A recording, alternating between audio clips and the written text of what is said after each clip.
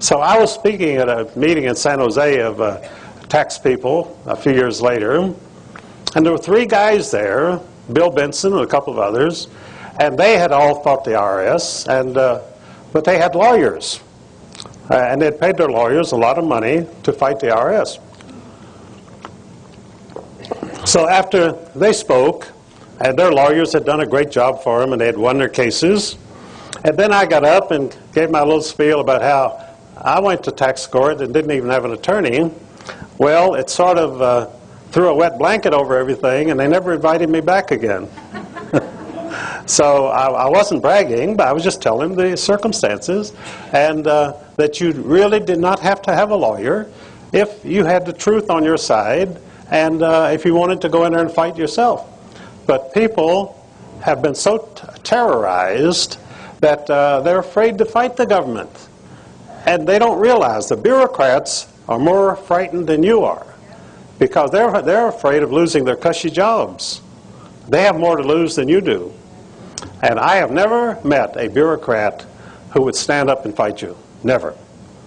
If you stand up against them, they will crawl back into the woodwork. And believe me, that is a formula that works every time.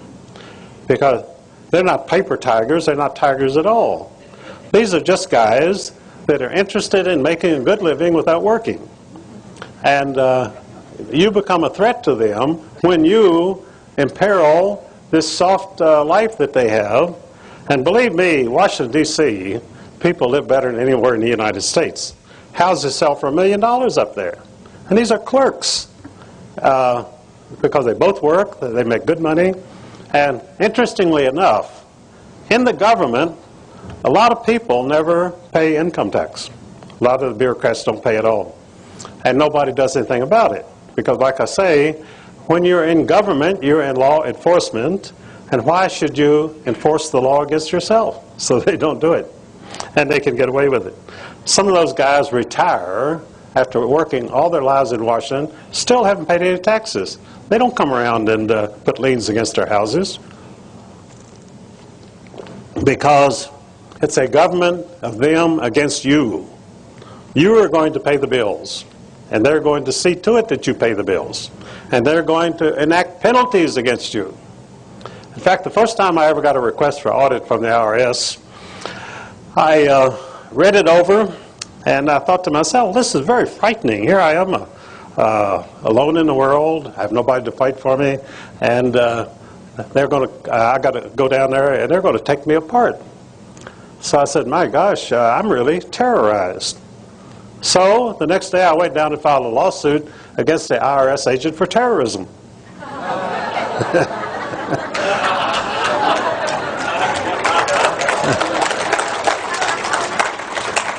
And you know, to this day, I don't know anyone else that's ever done that. But that is the most effective thing you can do. Because if you're terrorized, why be ashamed of it? Admit it. And I'm easily frightened, so I let them know that I'm scared to death. But as I say, when I went to the court, the IRS wouldn't even send their best lawyers or any lawyers in to even face me. So I still don't, to this day, don't know what they look like. Because naturally, I don't hang around the IRS building myself. And I have no idea what they look like. But the American people's future still lies ahead of us. We have to get over diseases like the Federal Reserve System, which is an aberration. As I say, it came in right after the Revolution. And we threw it out, and it came back again and again, and we threw it out. And now this present Federal Reserve System has overstayed its time, and it's ready to go. And we're ready to march on to a really great future of America. And believe me, it is a great future. The whole world looks to this country as the land of liberty, the land of opportunity, because here we get things done. But the biggest problem is that in order to get anything accomplished in this country, you have one obstacle, and that's the government of these crooks and robbers. And so we just have to put a stop to it. We have to get rid of these people. We have to let the citizens of America run this country. We have so long had a tradition that the real able people went into business, achieved things, and we let the incompetents run the government. We cannot afford that any longer. We need to root these people out 100% and put real business people into government. I think that any successful businessman who has had a good career, 30 or 35 years, should then go into government and clean out these rats and straighten out this mess. They talk about the mess in Washington, but the mess in Washington wasn't there when Washington was founded. The mess was created after the bureaucrats moved in, because that's all they know how to do. They don't know how to accomplish anything. They don't know how to build anything. You can go in every state capital, like here in Denver, it's the same thing. You have the incompetents running everything. I was in the Boston State House a couple of years ago, and believe me, there was such an odor of corruption in that whole building. Ingrown incompetence, and of this same crowd of tired thieves and liars running everything. And the people simply should not put up with it any longer. We have given them too much time.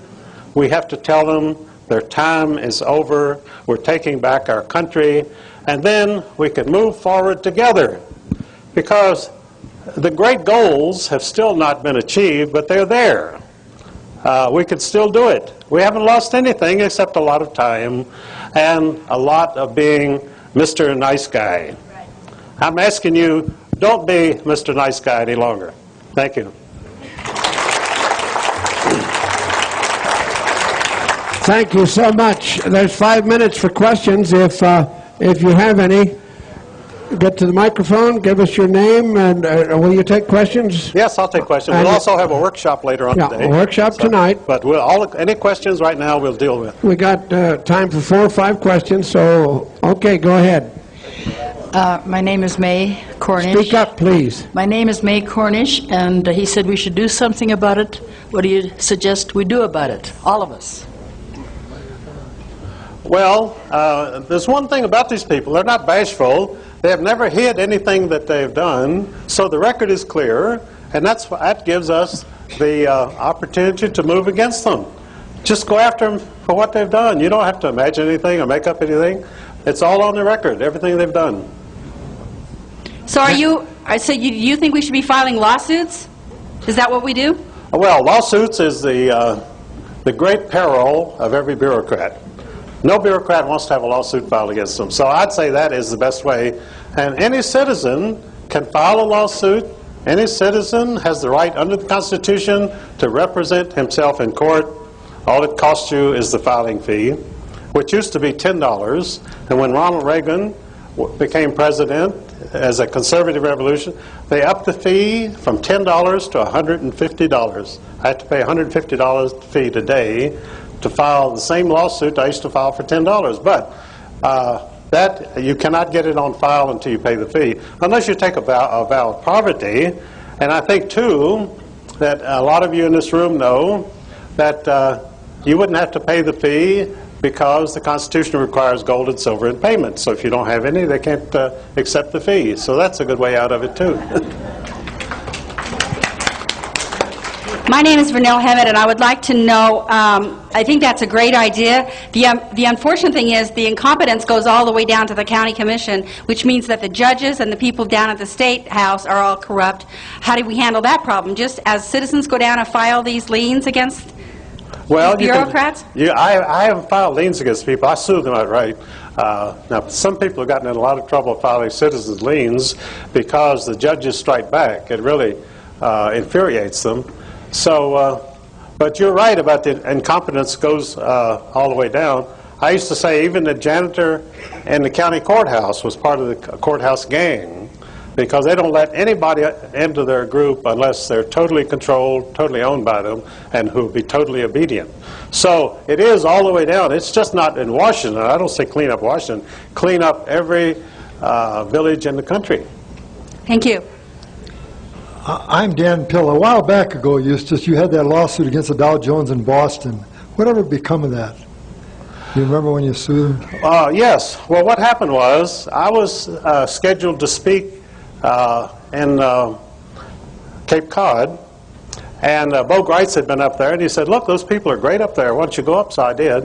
And so the local newspaper, the Cape Cod Times, printed a front-page smear story against me, and the Greek priest still refused to cancel the engagement because he said it's a matter of honor. We've given our word, and I haven't seen anything about this gentleman. He has no criminal record. I have no reason to cancel the engagement. So they called him up, and they said, if you allow Eustace Mullins to speak there, we are going to blow up the church and everybody in it. Well, this was the risk he didn't want to take, so he withdrew the meeting, which was never held, by the way, even to this day. That was over 10 years ago. So I sued the Cape Cod Times. After I sued it, I found out they were part of the Dow Jones Corporation, the Wall Street Journal. So that made it even better, because then you got deep pockets. So I sued them in Virginia, because there is a Dow Jones Corporation of Virginia. But my federal judge, who's been terrified of me for years, he always tries to get rid of me if he can.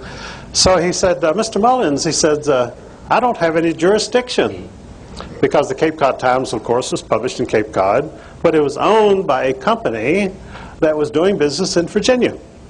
So I said, well, I'll move the case to Cape Cod, which is what he wanted. He wanted to get me out of his court. He didn't care where I went.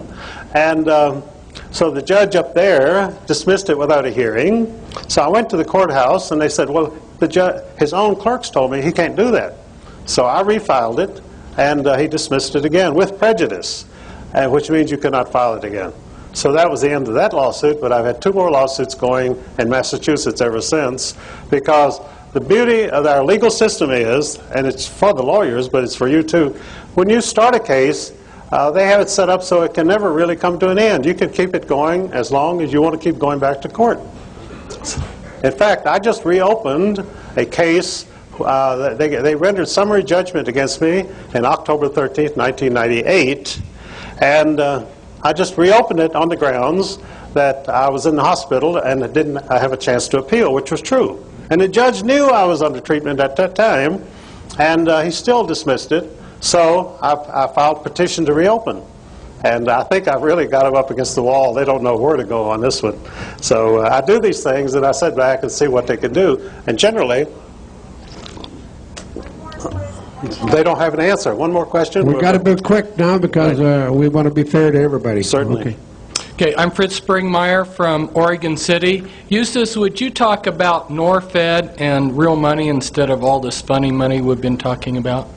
Yes, NorFed is a system of currency started by the citizens themselves, and I'm a member of it, and they print their own money, and that money can be exchanged for any goods or services with anybody that's on the NorFed account.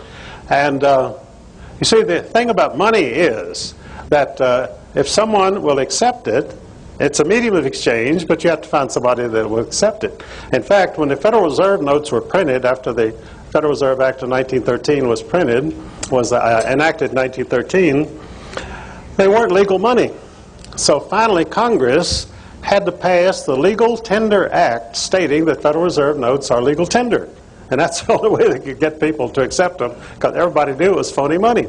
So it's just a matter of getting it accepted, and we can do that anytime with our own money system. We don't need the Rothschilds. We don't need any of these people. It's just a question of working together and helping to build the nation. Okay, thank you very much. Like everybody else,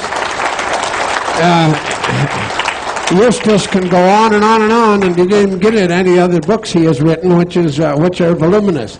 One other thing, is Alex Merklinger here? Alex Merklinger? I just want you to know who he is. There he is back there. You don't even have to come up front if people will turn around. Stand up on that riser right there, Alex. Alex is from Santa Fe. I just want you to know he's broadcasting live from here tonight with some of our speakers, and you can ask him about his stations and where they are and so forth and so on, but I don't want you to know where he is. So we're glad to have him here from Santa Fe, New Mexico. Okay, thank you again, Eustace. Thank all the speakers that